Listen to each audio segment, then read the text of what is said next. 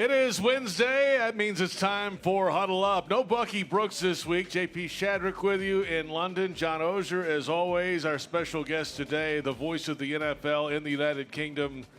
It's Neil Reynolds from Sky Sports joining us as the Jaguars get ready to head up to Spurs to play the Buffalo Bills Sunday at 2:30 kickoff time in London, 9:30 in Jacksonville. Coming off a win last week, the Jaguars 2-2, the Bills 3-1. Well, good afternoon, gentlemen. John, how are you? What's up? I'm great. London, and I think Bucky's like 9 or 10 time zones away, so right. Can't expect him to be here for that. Exactly. And Neil, thanks for the time today. We really appreciate it. Always a pleasure to see you. Yeah, it's great being here. Not too far from my home. Not as far away as Not 10 time zones? No, Okay. no, definitely not. Just down the road. So this is easy. So here we are. First time an NFL team has played back-to-back games in London. We'll get to all the storylines for the Jaguars coming up. They were on the practice field today. We'll hear from Doug Peterson and Trevor Lawrence. They both spoke with the media. All that coming up. But finally having a team back-to-back weeks, that's a big step for the UK marketplace. It is. We've taken steps over the years. You think the first game was 2007. It was just one game per year. Then there was the big step to 2 games per year. Then there was the first time a team didn't have a bye week after a London game. All these different ways of testing this market. And the Jags, as always, are leading the way in that, in terms of looking at the international growth, helping the international growth. So yeah, this is huge. To have a team stay in market, play back-to-back games. And, again, it never gets old. It was so special to see 85,000 people at Wembley Stadium. And the Jags' efforts are really paying off. You see more and more Trevor Lawrence jerseys with each year. Yeah, I thought Sunday was as home crowdish as it's been yet. And it's been increasing. They still need to get Sweet Caroline the timing right, right. Which was fantastic. It was really cool. There's still moments where, cheering for the punts, it's terrific. And it did feel for the first time, to me, like there were moments where the crowd was really a factor for the Jaguars. Maybe the first time, but maybe the most time that it's been in the 10 games now, JP. You know where it will be the most impactful, though, with this back-to-back, if it's successful for the team doing it, right? Not only on the field, but off the field as well. Yeah, and I think the Jags do a great job of making some noise when they're here. They make sure that they have the fan events and all of the different things. I think, the coach will want back-to-back wins. That's, of course, the priority in any NFL team, any NFL season. But so long as things go smoothly, and I have no reason to believe they won't, then I think we'll see more and more examples of back-to-back games. And I like your ambition. If you think that those British NFL fans with 6 pints inside them are going to have rhythm and sing Sweet Caroline nicely, I don't think that's I thought the execution was terrific. Just the time is a little tad off. The way it just powered over the third and fourth quarter, I will not forget that. That was cool. Yeah, really cool stuff. Hey, let's get to the storylines of the day for the Jacksonville Jaguars. Back on the practice field, they changed hotels after the game Sunday at Wembley. They moved over to Hanbury Manor, northeast of London, a little further out in the countryside. A Marriott Resort with a nice golf course on property there. We were out there today for a little bit, and the Jags have a practice field there. Before practice, the big story this week, Cam Robinson is eligible to return from his suspension after 4 weeks off. He is in London, and head coach Doug Peterson asked about the left tackle. Another leader, another veteran player, somebody who's played, a lot of games there at left tackle. There's a physicality there, and a mindset that he brings. And, I think there could be a little bit of a comfort level, with the entire stability, let's call it stability with the offensive line. So there's been a lot going on the offensive line this year. Of course, Walker Little starting there. They've had some changes at left guard. Tyler Shatley started the game at Wembley on Sunday. The right side has had some pressure against them at times early in this season, John. So what else did you hear? What do you take away from what Doug Peterson said that, hey, it's day-to-day. Let's see how he goes this week. Well, I thought it was interesting that he said Luke Fortner will absolutely start at center. There had been a little speculation that maybe you move Shatley over to center to get a little more power, but Doug was as pointed as I've heard him in a while, saying, no, Luke's our guy there. How does Cam help? I've been asked that a couple times today. There's a reason he's started since 2017 at left tackle. You have your best players starting in the NFL. You paid him a couple years ago. He's their best left tackle. And he also, JP, you know this, he's the leader of that offensive line. He's the guy who on the sidelines will get in people's face. The way I do you, JP. Come on, let's get going. Time. Yeah, I always respond. He'll get them going a little bit. They respect him, meaning all offensive players. If there's a little scrap on defense between a guy, Cam's going to be the guy over there. So and there's something about him, JP. They all like to play football, but Cam's a football player, played at your school, Alabama, likes being out there, is always into it. Can't really understand on the sidelines if guys are down. He's sort of that energy. So I think they want him back there. He's a little bit, I was told as far back as 17, he's sort of the spirit of this thing when he's out there. Maybe that's overstating a little bit, but he brings that element, and I think he's important for those reasons. He's one of the few guys, Neil, that was around in that 2017 playoff run. He's been here for a long time. Right, and I think, I don't know all of the switching out in terms of the offensive line, who goes here or who goes where, but as John said, you play your best players. Yeah, starters start for a reason. You play your best players, and you find a way to figure out where you shuffle along the line. And as we know in the trenches, in the offensive line, you can't have enough bodies. It's going to be an attritional season, always is, and that position's vital. Look at what happened to Miami against Buffalo last week when Teron Armstead went out. That game changed quite a bit, and potentially here comes Von Miller. That's true. Yeah, this will be a week to get the offensive line right if Von Miller is rolling out there. And Cam's good at everything, but he's a really good run blocker. And they had trouble with that last week. They've had trouble in short yardage. Adding Cam, putting Walker Little where he is, gives you two. They need something in the interior. Cam's not interior, but he sort of plays left tackle like an interior guy, that kind of brawler a little bit. It can't hurt because they need help on the offensive line right now. And then the other question is Walker Little, who's been playing pretty well at left tackle already in this season and played well at the end of last season when Cam Robinson was banged up. What happens with him, John? Yeah, Doug didn't say it, but in his answer, you kind of heard. He went to Walker Little first when he was talking about Cam coming back and getting, I don't know if it was chemistry, but he said alongside, and then he mentioned Walker Little first, and he said, or Tyler Shatley. I would guess they move Walker Little, and he's been playing so well. He's been their best offensive lineman so far.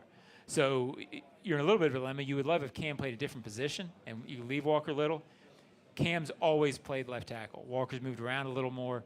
I think you move Walker Little into left guard, and then see how it goes from there. It doesn't feel set in stone yet, but I think that's closer to where they thought they would be. And Anton Harrison, first-round pick this year, is playing at right tackle. You don't really want to pull him off the field. No, I think, again, that's absolutely. So it's somewhere in the inside, one of the guard positions. Again, and we've seen players over the years move from tackle to guard. And, again, I just think you can't have enough of those players. We spend so much time, and quite rightly, looking at Trevor Lawrence, looking at Calvin Ridley, looking at Travis Etienne. You can't do any of that stuff without the guys up front, right? And that's why it's probably not been quite what we expected yet. Yeah, I mean, the timing's been a bit off, right? I mean, because there's been things in front of Trevor's face, and all of a sudden the timing's off to the wide receiver or whatever. They can't get the run game consistently, and that builds up. So it starts up front, both sides of the football. Doug's talked about that on defense as well, but they finally got going last week. We'll get to the defense coming up in just a little bit. We are live at the Pavilion End, 23 Watling Street in central London, the shadow of St. Paul's Cathedral. JP Shadrick, John Oehser, and Neil Reynolds of Sky Sports NFL and the Inside the Huddle podcast. When can we find that and where? What do they say? Available wherever you get your podcasts. Yeah, wherever fine podcasts are downloaded. Yeah, it drops every Wednesday, so we talk all the big news of the season, preview games coming up. So, it's wherever you get them. Well, I mean, what are you going to say about this last week's game? So I did talk about that. I did talk about the fact that, to me, it never gets old, this. And from 2007, we had the one game, and then it's just got bigger and bigger. And some people, obviously, we're growing new fans all the time, so they get used to having games in the UK. I worked for the league when we had NFL Europe, and we struggled to get people to come and watch the London Monarchs. And I was a fan before that when you could have we had an American Bowl at the end of August, and the starters, you blink and you miss them, and then that's it. And the NFL would pack up and leave. So I've seen what it was like. So last week wasn't a Sky game, it was an ITV game. Yep. So I was there pre-game working for the Jags, doing some stuff. And then I had to leave, but I wanted to stay until kickoff. I have to see kickoff, right? Just so I could say I was there. Yeah. And I watched Trevor running out of the tunnel, and all the Jags flags are waving. And I just will never take it for granted. No matter how many games they give us, it's special. So that's why I talked about this week quite a bit, just how we're fortunate. We're fortunate. It's hard to believe, JP. We've been doing this for 10 years now. 10. Coming over. And I can remember the first one where it really felt like a novelty. And it always feels special. But I think what Neil's getting at, too, is it doesn't feel like a novelty anymore. So here's a great example of it. My daughter is 15. She was at the game. She was annoyed that Sweet Caroline was still singing while Trevor and the offense was on the field. She's 15. So she's learned that you're supposed to be quiet. Right. All right, I love that. Plenty ahead. Let's come back in a moment. We'll get into this Jaguars defense and what they did last week against Atlanta and the challenge ahead this week against Josh Allen and the Buffalo Bills, who are red hot coming in. If you're a Jags fan who's always on the move, we've got the perfect plan for you with the Bundle at the Bank. You can purchase tickets to 3 or more games starting at just $58 per game. Get the flexibility you want for your time this fall at jaguars.com/tickets or call 904-633-2000. We are off and running. It is Huddle Up.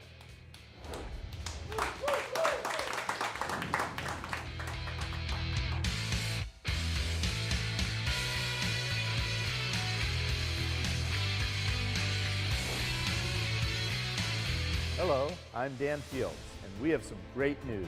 Fields has the vehicle you want, in stock, priced right, and ready for delivery. Fields Auto Group is Jacksonville's luxury automotive destination for Cadillac, Jaguar, Land Rover, Lexus, Mercedes-Benz, and Porsche. Inventory is back and available for immediate delivery. And every Fields customer can take advantage of our Fields Amenities program with complimentary loaners, car washes, and our cafes. You deserve the best. Stop by today or go to fieldsauto.com. Are you ready to elevate your tailgate experience, Jaguars fans? Citrus Distillers, a proud partner of the Jacksonville Jaguars, is excited to announce the 2023 Jaguars Limited Edition Whiskey Bottle. Now available at Total Wine and other participating retailers. Elevate your tailgate experience, Jaguars fans. The 2023 Jaguars Limited Edition Whiskey Bottle. Duval! Frank Frangie here. When you want barbecue in Jacksonville, you want Bono's Pit Barbecue. You can find Bono's locations all around town and on game day at Everbank Stadium because Bono's is the official barbecue of the Jacksonville Jaguars. Over 70 years of authentic Southern Pit Barbecue. We are the local barbecue joint in BBQval for generations of people in Jacksonville. Go to bonosbarbq.com to learn more or call 904-880-8310 today. And remember, if you don't see a pit, it ain't legit.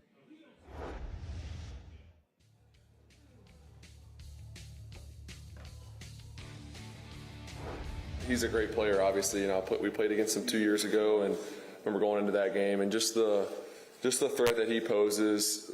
Running the ball, throwing the ball, extending plays. Obviously, not just him, their offense, their receivers, their line, their backs. I think all those guys are capable of making plays, and obviously it starts with him and just his ability, I think.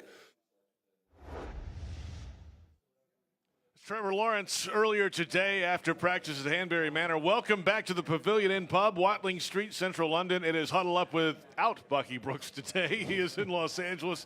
JP Shadrick, John Oehser here in London with Neil Reynolds from Sky Sports, the NFL presenter, the voice of the NFL in the UK. That should be your title, voice of the NFL in the UK. That's a lot to get on a business card, though, I suppose it is, but it's true. You've been doing this for so long now. I mean, you are the authority here. So at a fan event last year at Battersea, and there's another fan event this coming Saturday building up to the game, there was a guy who was kind of hyping the crowd, and he introduced me as the godfather of the NFL. Now, I don't know if that's good or if that's like good. You're getting really old, but yeah I was going to walk in like you get people to kiss the ring and stuff, but I couldn't quite pull it off. That would be interesting for sure.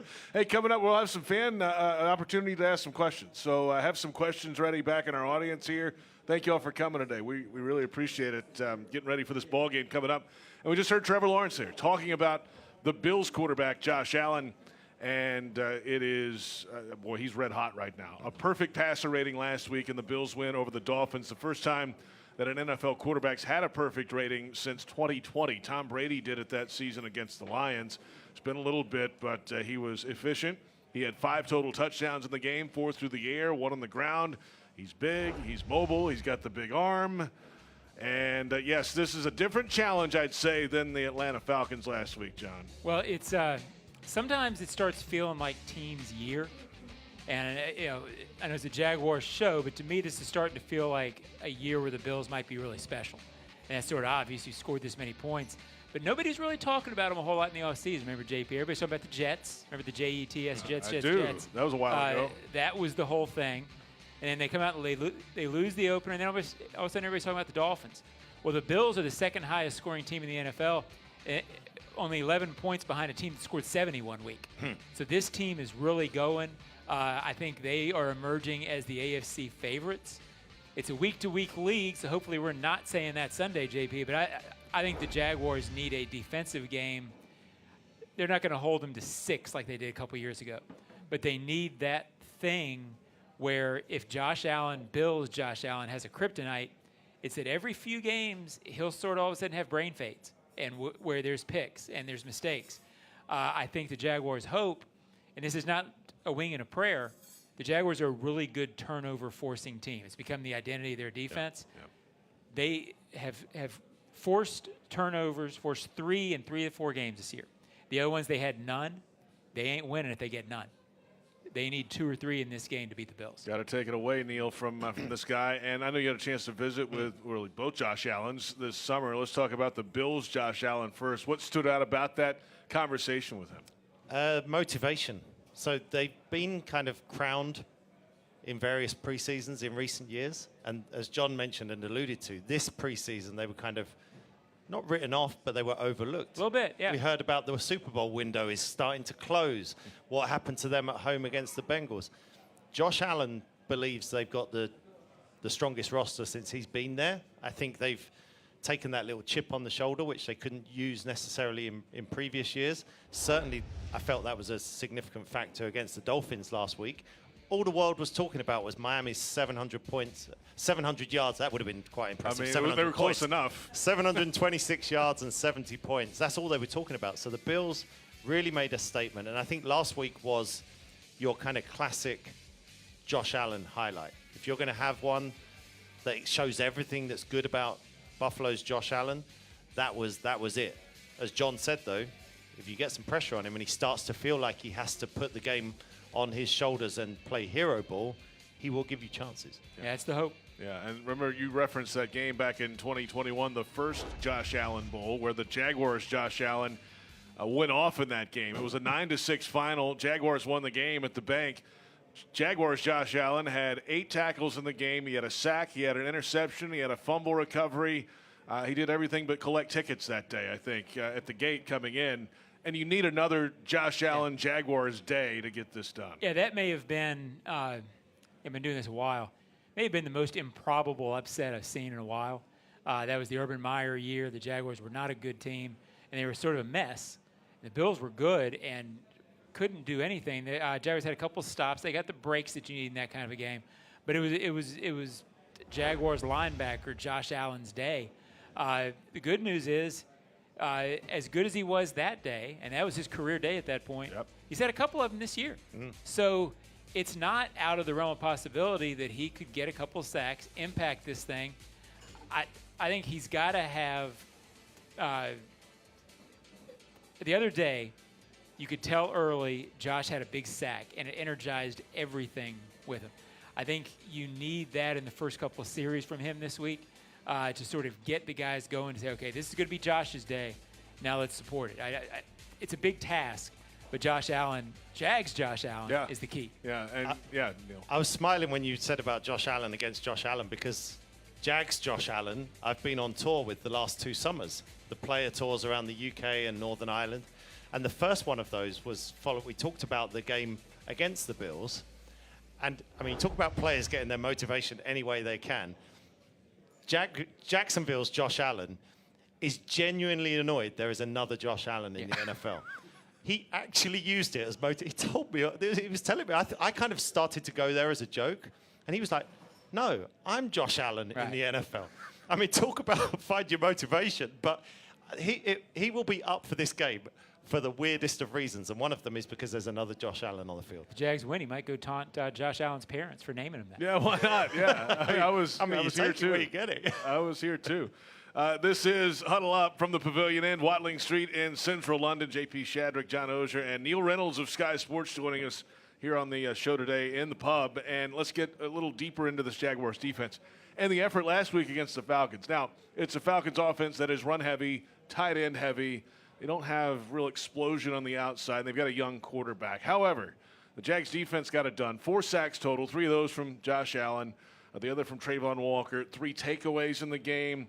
They forced Ritter to toss it up, John. And, hey, when it's up in the air, as you just referenced a moment ago, they can go get it. That is their calling card. And they did it with a pick 6. They did it with Andre Sisco as well. And got the job done defensively. And they've had a few strong defensive efforts this year, minus that Texans game, really. Well, there was so much talk all offseason about what the Jaguars weren't on defense. So much talk about the pass rush. It didn't have a dominant pass rusher. Well, I think Josh Allen might be becoming that. It was not a balanced overall pass rush. Well, in 3 of the first 4 games, I thought they affected Mahomes. I thought for playing a mobile quarterback the first week, they did a good job against Anthony Richardson, and I thought they harassed Ritter on Sunday.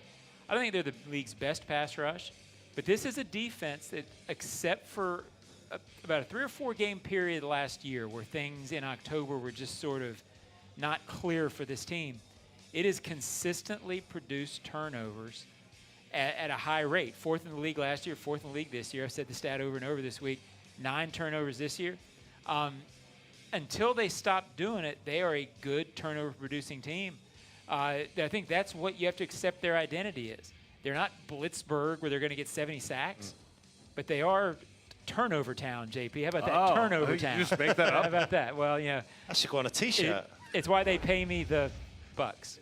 Yeah, not the big ones apparently. Huh? Yeah. So defense. I mean, who stands out from a British perspective about this Jaguars defense? We know there's first-round picks on this team, but who are the stars in your eyes? So I think John's kind of alluded to it. That when you're watching the Jags and without trying to delve too deep into the X's and O's, and especially when I'm watching in a studio on a Sunday, we've got the red zone on, we're watching all the games. Every time I look at the Jags, they're flying to the football. They are creating the turnovers. So on a very simple level, they affect quarterbacks.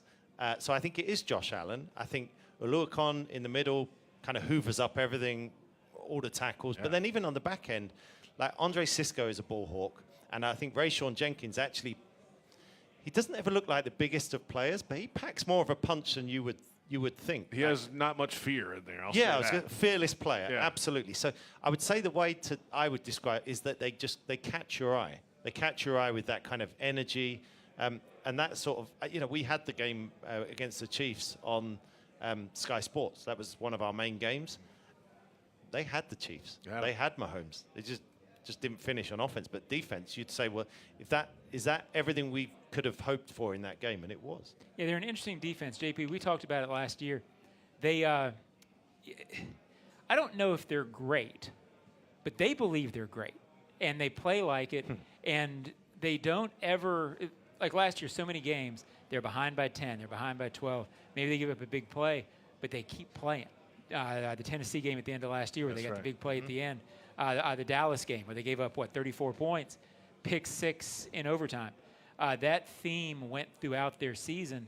They play hard every play. They know that their job is to basically break serve. We're a couple miles from Wimbledon, so use the break serve. Oh, that's right. And they believe that the offense is going to score, and their job is occasionally to get the ball back for them and give them that edge. The secondary, as Neil said, has also been very, very good. With the exception, you can't do that in this league because every play counts. But they had two miscommunications against Houston. Beyond that, this has been a really good defensive team this year. And those were a couple of brain fades that seem uncharacteristic. So I think they're a good defense. I don't think they're great, but I think they're a good enough defense that if the offense was playing better, I think more people would be talking about it. Continuity helps. All those guys are back together another year in the system. Yeah, and some of them are young and feel like they've got something to prove as well. So that's, Trayvon Walker's going to feel like he's got something to prove this year. Devin Lloyd, compared to how he finished last year. And you get great insight when you're traveling with these guys. I was traveling with Devin Lloyd and Josh Allen, and even you're waiting to board a flight to Northern Ireland, and they're playing some kind of hand games where they're like thumb wars or something. They're always compete. I'm serious. They're competing all the time. And actually, you talk to them about the Chargers comeback game. Right. Josh was convinced they were winning that game. And that's the mentality you're talking about. Whether it's right or wrong, I think you have to have that if you're an elite player in the NFL. So yeah, I think they've got a nice edge to them. They want to prove themselves, but there's a nice mix of young players and proven veterans already. So I like where they're going on defense. I think, as John said, they would be in much better shape if the offense had finished some of the drives that they haven't been able to finish inside the 20. Let's face it, they played well to beat the Chiefs. Oh, sure. On defense. They held them to 17. And so everybody on this team's bad game was against Houston, who may not be that bad, JP. They're 2-2, just like the Jaguars. Hey, Neil, could John make it at the All England Lawn and Tennis Club? Not wearing that Jaguars top. No, you need some white clothes on. That's true. Okay. That's true. It is. Need to go shopping. I'm a big tennis guy, Neil, so I knew that. Okay. He knows where to go before he heads south. I don't know what his backhand's like either, so No, I've got no skill, but I love. You'll give it a go. I do love the sport. Plenty ahead. Jags fans want customized Jaguars furniture for your home? Check out zipchair.com and browse all customizable options. Zipchair, furniture for fans. Plenty ahead. We're about halfway home on this episode of Huddle Up. We've got fan questions coming up from down in the basement here at the Pavilion End. Yeah, there they are. They're fired up finally about that. That's coming up in a little while. A little more London game talk as the Jaguars get ready for the Buffalo Bills at Tottenham Hotspur Stadium this Sunday at 2:30 London time, 9:30 on the East Coast. Back in a moment. This is Huddle Up.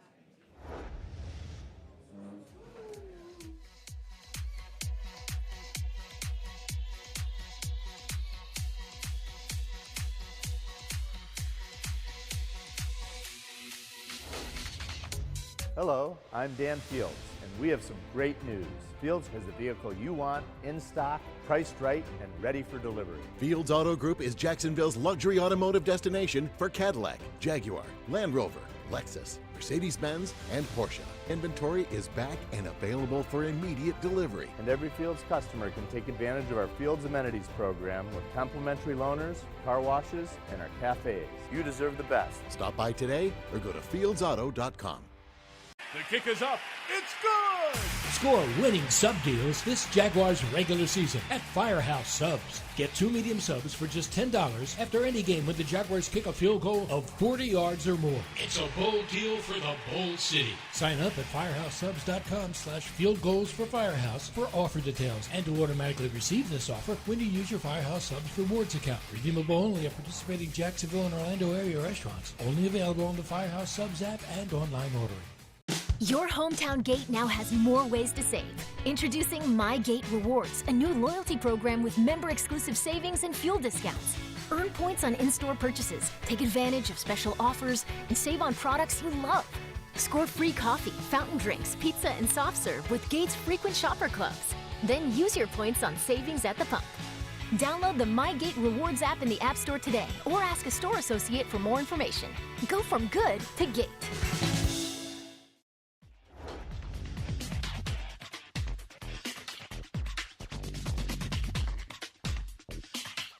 Central London in the shadow of St. Paul's Cathedral. The Jaguars and the Bills coming up. Week 5, Tottenham Hotspur Stadium, the site in North London. JP Shadrick, John Oehser, and Neil Reynolds of Sky Sports. It's Huddle Up on Wednesday without Bucky Brooks. He's in Los Angeles. He'll be back for the game, actually, on Sunday.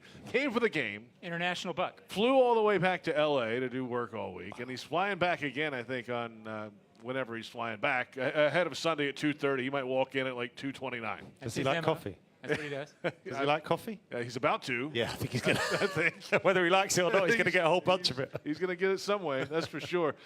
So in front of a live audience, thank you all for coming again. We appreciate it here. The Jags and the Bills coming up. The second of 3 London games this year.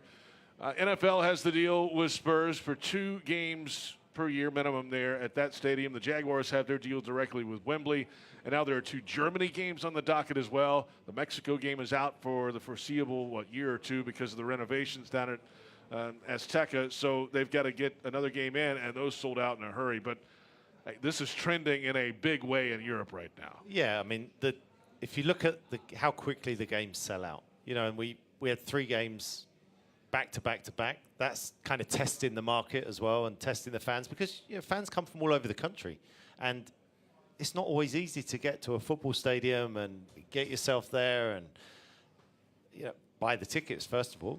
So it's no small feat to have 3 games in a row, and those tickets sell out very, very quickly. In Germany, do you know there were 4.5 million people in the queue to buy those tickets for those 2 games? Really? 4.5 million people trying to get tickets to the Chiefs, Dolphins, and the Patriots and Colts. How big is It's like the a Taylor stadium? Swift concert. Yeah, so That stadium's only about 50,000, so that's a hot. In terms of the hottest ticket in the NFL this year, that's probably it outside of the Super Bowl in Las Vegas.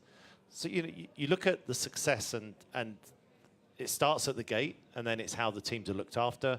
I think it continues to go from strength to strength. I think the NFL does a great job of, I mentioned earlier, kind of with the preseason games, they used to come in and then they would disappear. The Jags have an operation here that's year-round. Like we said, we did the summer player tours, the Jag Tag program. NFL are doing the same with their flag football. There's an NFL Academy, the Jaguars Foundation, the NFL Foundation. They are foundations. They are firm foundations. And from the trusted UK base, the NFL's now been able to expand out. So Germany, that's because you don't want it to fail. So you want it to. You're only going to expand once you know it works. Yeah. So they moved to Germany. Do they look at Spain? Do they look at other places? That was the report the other day. Yeah, right. Yeah. So they've been looking at that. I see no reason why they wouldn't do that, because they've established such a footing in the UK that they can now start to spread out throughout Europe. So it's, I kind of liken it when people ask me, it's not dissimilar to Formula One, where you kind of have a traveling roadshow. I think we may start to see that with more NFL games played around the world. It's not going to go back the other way. I'd be surprised to see it suddenly disappear, Yeah, I think the point we made at the top of the show is that, it felt, you were here in 13, JP, when we came over, and it was cool, but it felt like a novelty the first time. Yep. It's not a novelty anymore. This is a thing that they do, and they know it works, and they know how to work it. So credit to the Jaguars and the NFL for growing this to where you don't, again, feel like a novelty. It's the best way I can say it. Yeah. I mean, now the next step, Neil, would there be, beyond the Spain and all these other ideas of markets, could they expand more in Germany? I mean, look at that. Well, I don't know the maths of it. I'm trying to work it out, but they could sell out a season in Germany. I mean, there's no way they would not do that, and I asked this question of the commissioner kind of cheekily last year. I was doing an event with Roger Goodell, and I said, Get cheeky with Goodell. What about I tried. Wow. I mean, and I said, we've got games at Wembley, we've got games at Tottenham, and I said we've got games alternating between Munich and Frankfurt. I said, Commissioner, I always ask you for a London franchise or a franchise. Could we please have a division in Europe? And I thought he was just going to laugh it off. And he went, well, that's actually something we've started to look at down the road. Wow. So, there's always, all that anyone can do in the UK and Germany is lay the table, make sure there's enough fans for those games to keep coming. And whether they come via a franchise or if they just keep coming in the Formula One style that I mentioned, I think either way, there's no sign of it slowing down. Even after all the years of London games, and last year Germany was the kind of shiny new toy, and everyone was excited, and Rich Eisen was there, excited about Take Me Home Country Roads. They sang over the play there in Germany as well. And didn't they stick around like an hour after they the game? They did stay. Too? That was it. Right, I'll tell you, that was incredible. But the fact is, London's been here for so long, but the games still sell out so quickly. So, but the Germany one, we were doing that for Sky Sports, and we were kind of wrapping the game, and we're on air for about 20 or 30 minutes afterwards, looking at all the highlights, talking about the game. And I kind of turned behind me. I was like, there's 35, 40,000 people still here, just having a party. It was like a beer festival, and just in the middle was like an American football game. They happen to have a little entertainment on the field at the same time. It's the Jaguars' second trip to Tottenham Hotspur Stadium coming up. They played there, of course, in 2021 and beat the Dolphins in a wild one. I mean, the field goals taking the scenic route to get there, and they won it 23-20 in just a crazy finish. The broadcast crew for the Jags did not travel that trip, so this is our first opportunity. John, you weren't there to see the stadium, and just looking at it on television, and it looks like an incredible showplace for the NFL in the UK. It is a sensational stadium, and I always say if you picked up that stadium and put it anywhere in North America, it would look like an NFL stadium. It's authentic. It looks the part. It looks like it reminds me a little bit of Lucas Oil Stadium in Indianapolis. It's a little bit like that. You're very on top of all the action. So it is, yeah. And I think again, this is another step which we would never have considered years ago. That stadium was built by a Premier League team with the NFL in mind. One side of it has NFL locker rooms. The grass field rolls out, and there's your NFL field there year after year. So that's a huge commitment for a Premier League team. Wouldn't need to do that. They would be quite fine not to do that, but they see the value in it. Yeah, it's a stunning stadium. But then I still like both. So there's nothing like, but maybe it's sentimental because the first games were played at Wembley. There's nothing like the vastness of Wembley, because there's another 25, close to 30,000 people in Wembley compared to Tottenham. I mean, it would be, what, the second largest, or right there at the largest NFL stadium. Dallas is right around that 90,000. Yeah. Somewhere in that ballpark. Yes.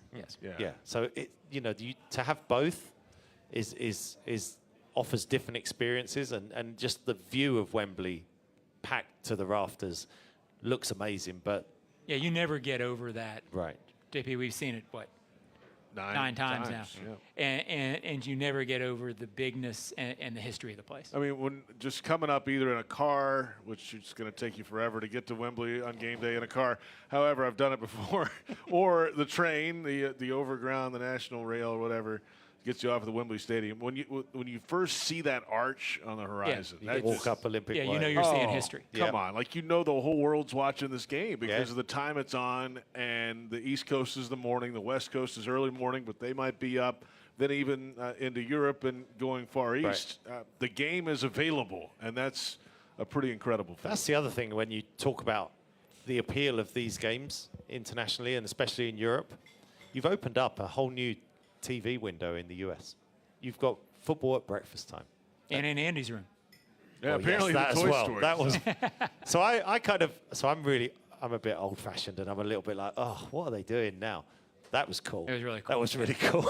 It was very, very cool. Well, you're catering to youth, and it's all about growth. Yep. Growing in Europe, growing overseas, and growing up and growing with the youth market. They are far-sighted in this and not short-sighted. I might have been the only person in that stadium that had never seen any Toy Story movies. Wow, Jay. So I didn't know what they were doing. I had no idea. Well, the Jags players were on board, weren't they? Apparently so. When Andy came in, they all fell over. I found out after it's the easy fact at our what age that to was. forget that these guys were playing. They're still kids. Yeah, that's right. They're 21 to 27 years old, same as my son. My son grew up on the first two Toy Stories, and I thought it was really cool that the Jaguars players, they knew the story enough, and they were, they weren't too cool to do it. I thought that was really neat the way they did the Andy's Room celebration. How is you mentioned jerseys of Trevor Lawrence, and I think we've talked about this before when you've come over to Jacksonville, but seeing it again on Sunday. The star power of Trevor Lawrence. We know what it can be and already is in the United States. He's on commercials all over the place. Right. Gatorade, Subway from time to time. The Head and Shoulders one has to be coming soon, I would think. The shampoo one, at some point, John. But that's I'm not his agent, so I can't speak for him. We know what that is in the States. Does that translate in the UK? Is that a real thing here? Is it just kind of on the cusp since he's still new? Yeah, so I'd say in terms of NFL fans, they kind of view him as that genuine star now. They saw what he did in the playoffs. They saw him pacing up and down. He couldn't wait to get back on the field against the Chargers. Give me the football, get the ball back. So they know about Trevor Lawrence. I would say, in general, with sports fans, it's kind of on the cusp. He's not an Odell Beckham or he's not a Patrick Mahomes, but he's well on the way. And everything is trending in the right direction. I think he's the real deal. I spoke to Doug Peterson in the summer. He said that exact phrase to me. He's the real deal. So I think he's getting there, and I think but certainly already in the NFL community. I'm sure it was the same in the States, right? Even here in the UK, his arrival into the NFL was long awaited, right? People were talking about him 4 or 5 years before he even got into the league. Sure. That was the same over here among the NFL fans, and he's just backed it up, especially the last two. Well, not the first year as much, but that was a difficult circumstance. He showed us everything we thought he was going to be last year.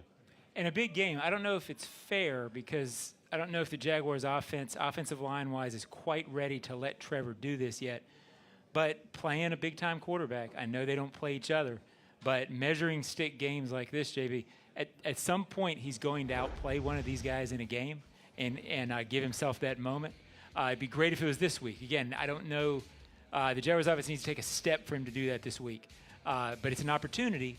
At some point he's going to do it, but that will be a big step, but plenty of opportunities for him to do that this year. I edit the game day magazines for the Jags and for the international games, so all of the London games, all of the Germany games. The game program. The game program, yeah, so game program. And in the article about Trevor, we wrote about, there's Patrick Mahomes, and then you're looking at the others, like Josh Allen, Joe Burrow.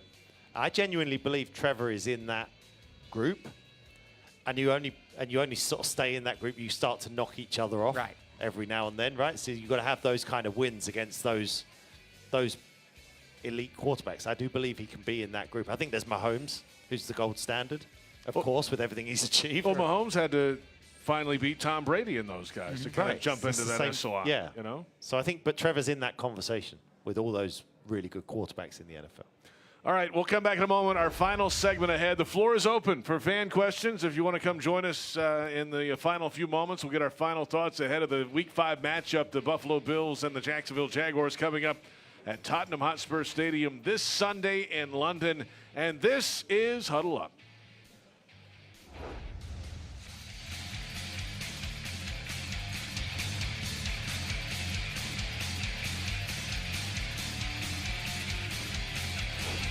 Hello, I'm Dan Fields, and we have some great news.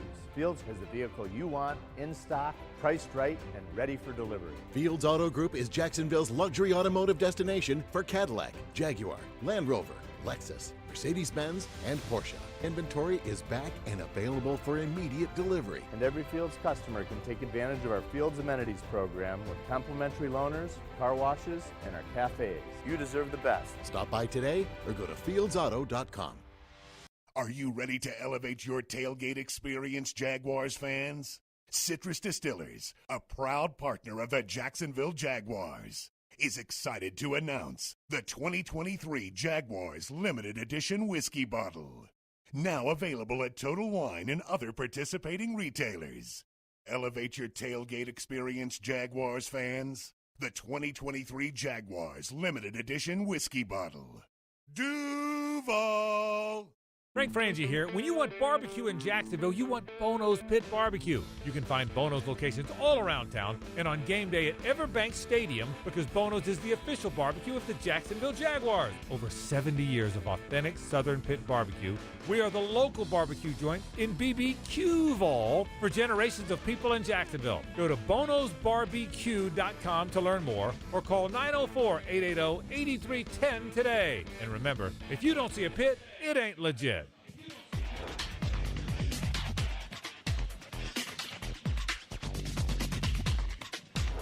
Welcome back. It's Huddle Up. Bucky Brooks is in Los Angeles. We are in London. JP Shadrick, John Oehser, and Neil Reynolds of Sky Sports. What are you doing, John? You all right over there with a headset? Getting ready for the final moments of Put on a headset, JP. Huddle Up. Love it. Professional show business. That's what it is. That's what it is. Hey, the Jaguars coming up against the Bills at Spurs this Sunday. And Huddle Up is brought to you by Fields Auto Group Jacksonville. Step up to luxury. FieldsAuto.com. Looking forward to seeing the stadium. Looking forward to seeing the Bills and how the Jaguars perform in the big environment against perennial AFC power. We've heard that already. The Jags feel like they're kind of on the cusp of that and getting better moving along. We're live in a pub, so we have an audience, and they're drinking beer. We've got a fan question. So thanks for coming up. What's your name and where are you from? Yes, Peter from Atlanta, Georgia. Good. A big shout out to my son Killian in Atlanta, Killian in Jacksonville, listening on the radio, and all of our fans and family and friends watching online. But, awesome, man. Question is, this first time the Jags have done it. You guys talked about the international game being here and team playing twice. But is this the norm? Are the Jags going to be coming here multiple times, or other teams going to be coming multiple times? I think Neil's talked about a little bit of how this game's growing in the future, and it's not going backwards. So is the next step that teams come over for multiple weeks and play a home game and a road game regularly as we go in the near future starting? And is that over under? Yeah, I think it's got a chance to. I mean, I think some of will be determined what happens next week, meaning the Jaguars are here and now they get their body clock on UK time. Well, they go back next week and you readjust, and then you've got a game the following Sunday. It hasn't necessarily hurt going this direction, if that makes sense. How that sort of plays out might have something to do with it. I think it's in the future. I mean, I definitely think it's coming. Will it be a regular thing? Will one team do it every year?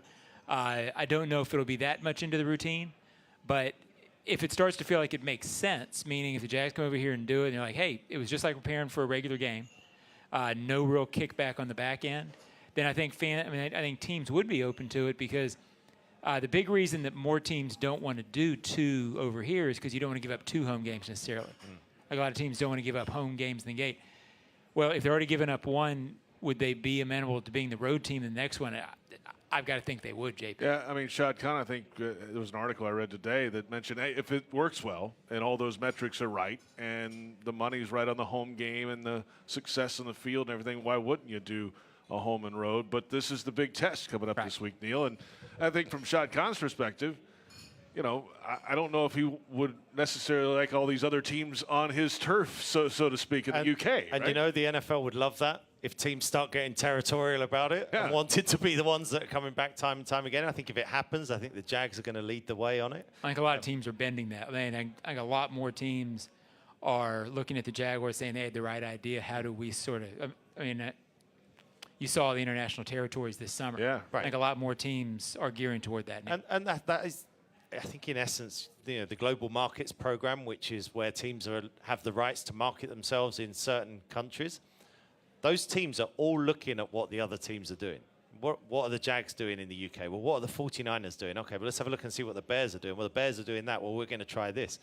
The NFL is going to encourage all of that competition, and certainly the same with the games. I think quite strongly that we're going to start to see a team do it back to back.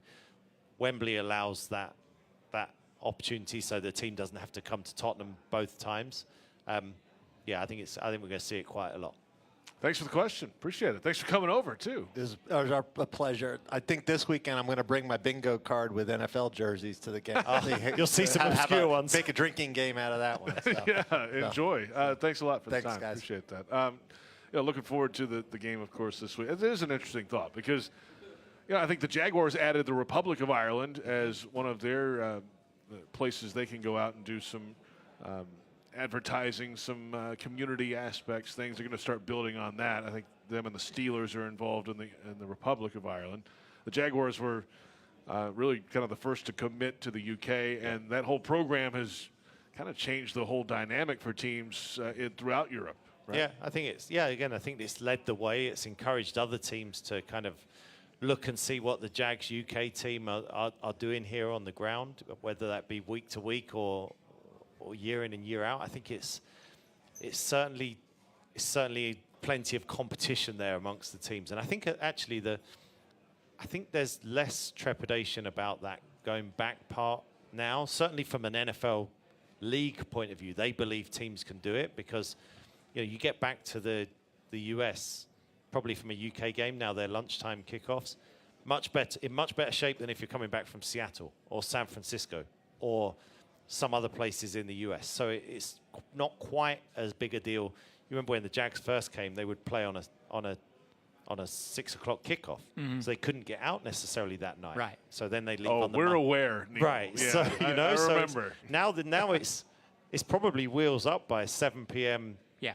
UK time. Yeah, I don't think it'll be a problem. I just know that's something. Sure. They want to check that box and make sure it's not.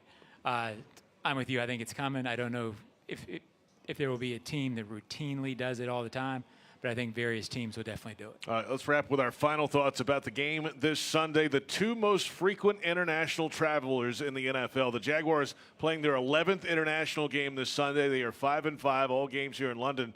Buffalo playing their 8th international game.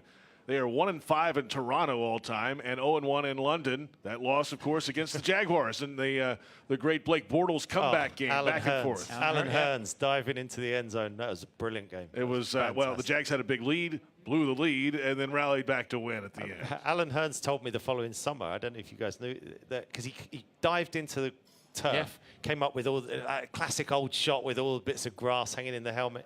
He had a grass allergy. So it's like sneezing on the sidelines afterwards. But funny. What a win it was. And actually, I think the Jags need to muddy up this game if they're going to win.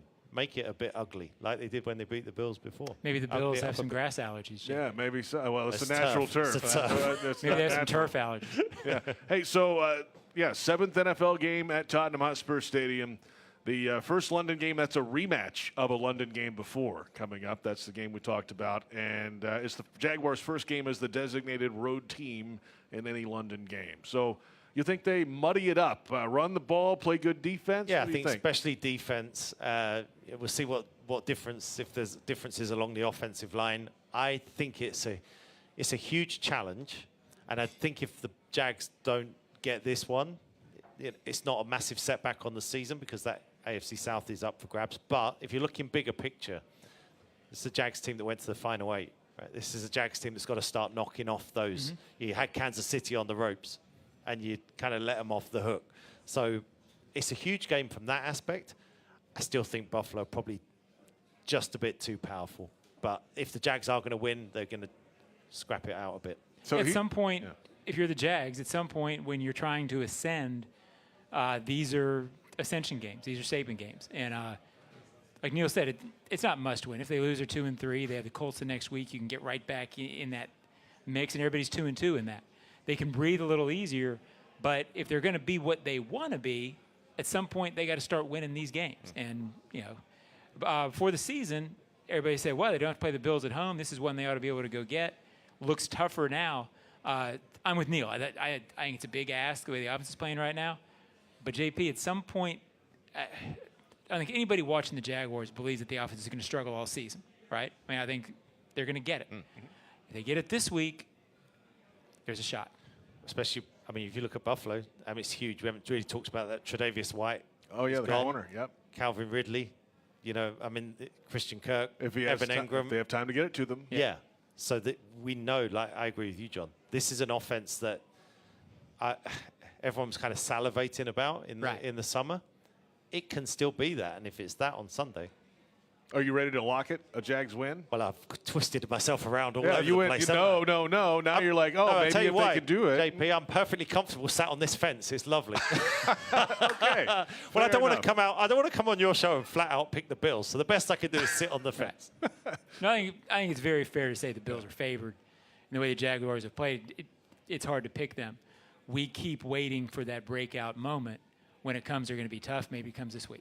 All right, we'll have another show here tomorrow. Jaguars Happy Hour and the Doug Peterson Show. I'll catch up with the Jags head coach tomorrow up at Hanbury Manor and bring it back to you. We'll air that at, 5 o'clock London time is the Happy Hour show. My time zone. You have no idea what time it is. Just whatever. Check with Bucky. Yeah, right. He'll be at 5 o'clock. So be here. If you're in London, come join us at 5 o'clock at the Pavilion End, Watling Street, Mansion House, the closest underground stop. St. Paul's not far away as well. So get down here early. We'll be in the basement. We'll have 2 hours of programming coming up tomorrow. And then Saturday, another pub party right here in this place again. John, you missed the one last Saturday. It was awesome. And then it'll be even bigger and better this time around. Well, then, because I'll probably be here. That's why it's bigger and better. They all were asking about you. John had his game face on. He was getting ready. Couldn't be in the pub. I was ready. We got a big dub at it. Yeah. Next day, too. Yeah, that's what happened. And then, of course, Sunday, 2:30 kickoff. Neil, thanks for the time. Great to see you, man. Always. Thank you. Neil Reynolds, Sky Sports with us. For John Oehser and our entire crew, I'm JP Shadrick. Thank you for watching. Thanks for coming out to the pub. It's Huddle Up.